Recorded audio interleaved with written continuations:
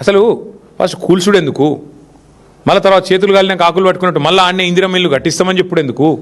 వాళ్ళు ఒక్కొక్కరు 10, 12, 18 లక్షలు పెట్టి కట్టుకున్నారు ఇండ్లు. ఇవాళ ఆ ఇండ్లు కూలగొట్టి ఇప్పుడు తీరా హంతకుడే సంతాపం చెప్పినట్టు ఇప్పుడు మళ్ళీ ఈ సిపాయిలే పోయి పట్టాలు ఇస్తారంట. ఎక్కడిస్తారు అది? అక్కడ ఇవ్వరంట. ఎందుకంటే ఆ రియల్ ఎస్టేట్ మాఫియాకి అడ్డం వస్తుంది కాబట్టి పక్కన ఎక్కడో ఇస్తాం, అది కూడా అందరికి ఇవ్వరంట. ఇప్పుడు వాళ్ళకు వచ్చిన ఇబ్బంది ఏంటి అంటే మంత్రులకి శాసనసభ సమావేశాలు ప్రారంభం కాబోతూ ఉన్నాయి 16 నుంచి. మేము వదిలిపెట్టాం, అటు మండలిలో ఇటు హౌస్లో నిలదీస్తాం, ఉక్కిరి బిక్కిరి అవుతారు. ఎందుకంటే ఇలా రియల్ ఎస్టేట్ మాఫియా భాగవతం బయటపడితే తట్టుకోలేరు.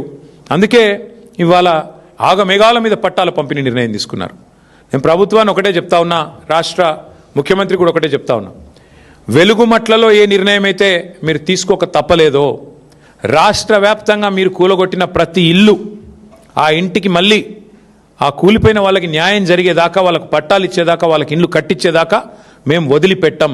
ఇది రాష్ట్ర వ్యాప్తంగా హైడ్రా కావచ్చు, మహబూబ్ నగర్లో దివ్యాంగుల కాలనీ కావచ్చు. ఎందుకంటే మీరు చెప్పారు మీ మేనిఫెస్టోలో, ఏం చెప్పారు మీరు? కాంగ్రెస్ పార్టీ మేనిఫెస్టోలో పేదలకు అసైన్మెంట్ భూముల మీద హక్కులు ఇస్తాం. మీరు చెప్పిన మాట, నేను చెప్తున్నది కాదు. పేదలకి అసైన్మెంట్ భూముల మీద హక్కులు కల్పిస్తాం, యాజమాన్య హక్కులు కల్పిస్తామని చెప్పారు. ఇంకా చాలా వాగ్దానాలు చేసినారు మీరు ఏది భూముల విషయంలో.